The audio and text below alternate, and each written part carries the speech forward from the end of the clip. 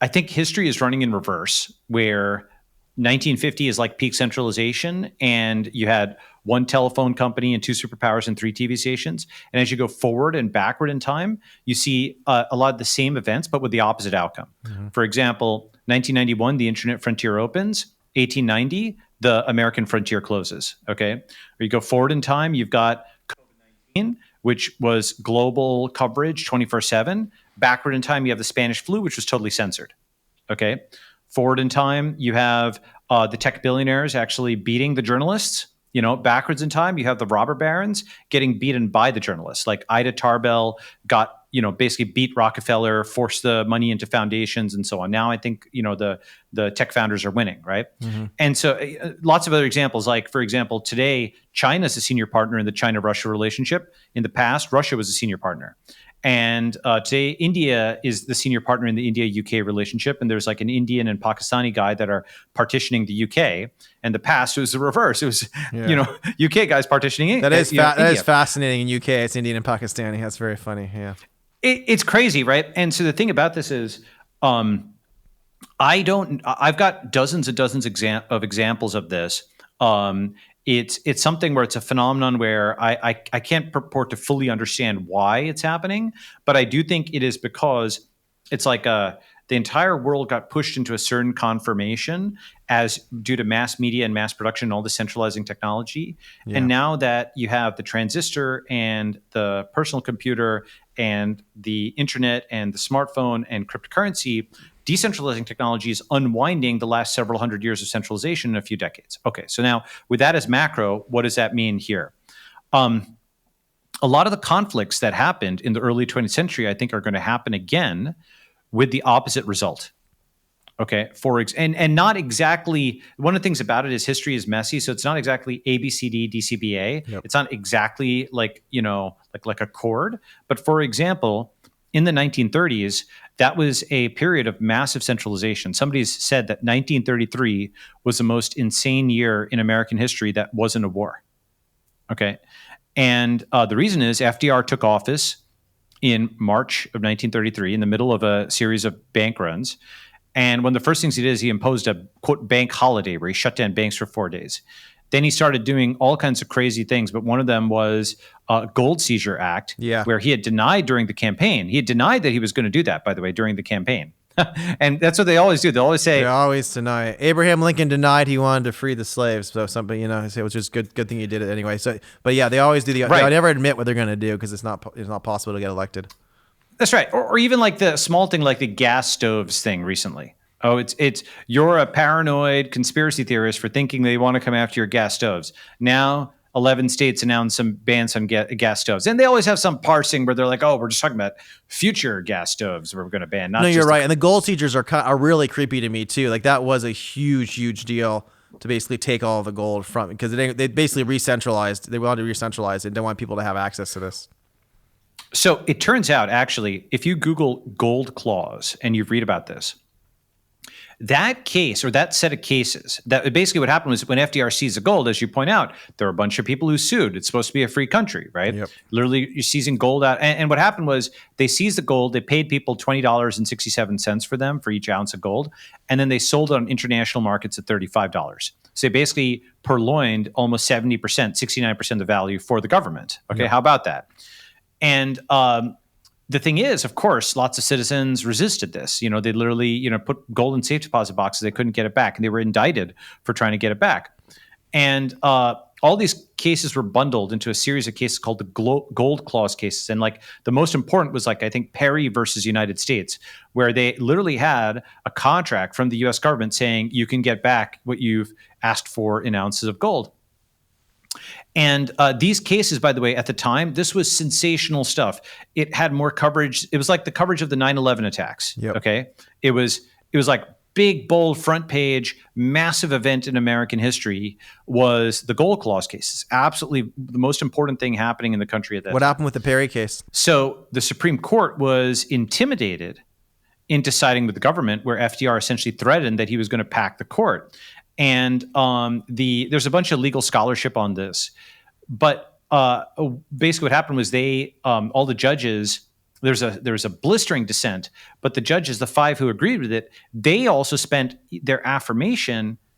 Most of it was actually attacking the government, and then only the last few sentences or whatever were fining for the government on technical grounds because they just didn't want the court to be destroyed. Yep. Okay. But you know that Andrew Jackson saying like the court has made its decision, now let it enforce it, right? That was essentially the threat that FDR gave. Because basically, see, the thing is, the conventional interpretation is, FDR's experimentation got the U.S. out of the Depression, and then the war helped, and so on. And there's a totally different interpretation. You know what that is? What's that? That FDR was just the least bad socialist dictator of the early 20th century, and he ruled till he died. And after he died, fortunately, we got Harry Truman. And because Harry Truman was actually like a decent guy, the economy turned around and everything renormalized after 2 decades of depression and war. Right? Yeah, the 1930s is a Rorschach test, depending if you're on the left or the right, basically. And I've read all the histories on both sides. And yes, based on where I'm coming from, like I obviously don't think FDR in the war saved the country. I basically agree with some version of what you said. Yeah, and the thing about this is people, I mean, like one can decouple like were the Nazis bad from was FDR good? Because FDR it wasn't just a gold seizure. Obviously he did the Japanese internment. Something else most people don't know about, he did like entrapment of gay sailors. Did you know about that? I do know about that. You can explain to our listeners though. It's pretty crazy. Yeah. It's pretty crazy. He got like teenage boys to go and sleep with, men in the Navy to find guys who were gay to get them thrown out. And, this was something where obviously getting those like young men to do this was a huge scandal. And he did all kinds of crap like that, right?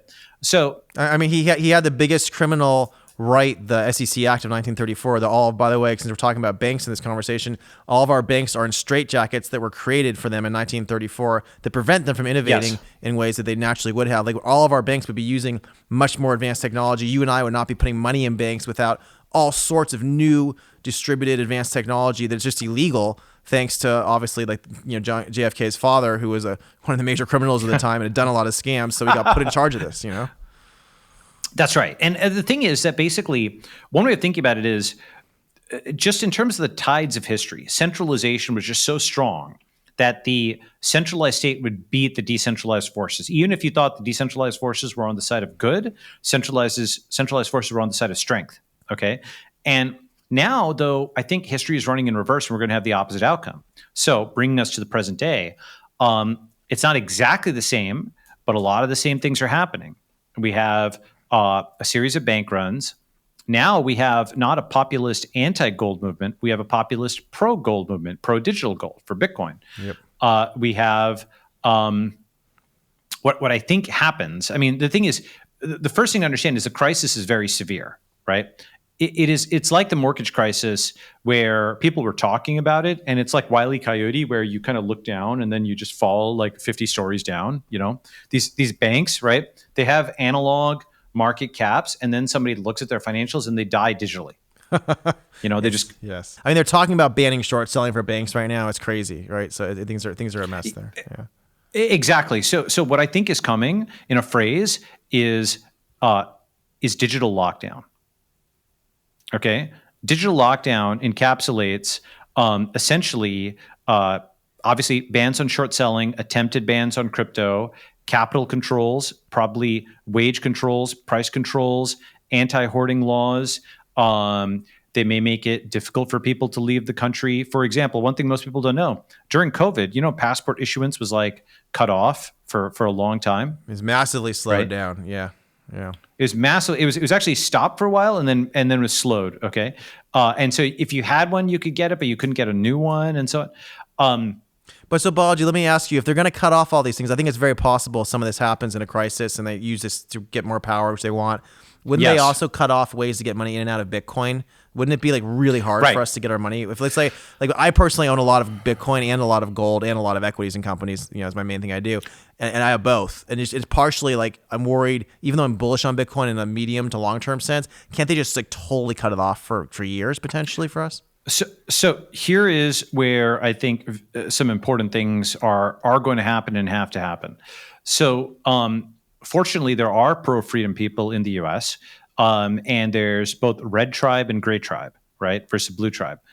And the hour is late, so I have to kind of talk about it in terms of tribes, okay? Mm-hmm. But like the red tribe and gray tribe, like conservatives and tech libertarians versus blue statists. It's not exactly that, because there's going to be reds who side with the state and blues who don't, like RFK and Greenwald. But let's say that's like 60-40 or some fraction of it.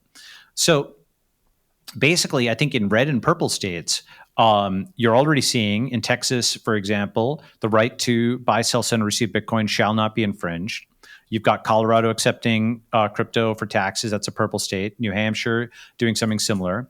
And obviously, you've got Wyoming and Tennessee with the Dow laws. You've got DeSantis in Florida saying he's against CBDCs. You've got Mississippi and Montana with the Bitcoin mining Protect Share Acts. And so you're having good things happening at the state level as opposed to the federal level where bad things are happening. And you're also having good things happening outside the US in states like El Salvador or Dubai. I mean, most countries, most regions in the world are actually, like, if you look at Europe, Europe is actually to the libertarian right of the federal government, on this Well, when the issue. world becomes more distributed in order to compete, I mean, I think you're saying there's all these forces that are pro-distribution, which I agree. In order to compete, it naturally pushes things in a pro-liberty direction everywhere in the world on average, right? In order to get better. Is there something like that going on? Well, what's basically happening is, I mean, even China is more liberal on crypto than the US is. They're like liberalizing crypto in Hong Kong. I couldn't believe it. Well, right? But China is not liberal on crypto internally at all, right? It's only Hong Kong. No, not at all. Not at all. But basically, at the for their reason, they've made a decision to allow crypto in Hong Kong. So, like, DC is the least rational government organization in the world on this. Okay. So the good news, here's the good news about that. That means that Europe, the Middle East, big parts of Latin America, big parts of Asia, it will be at a minimum legal to buy, sell, send, and receive Bitcoin.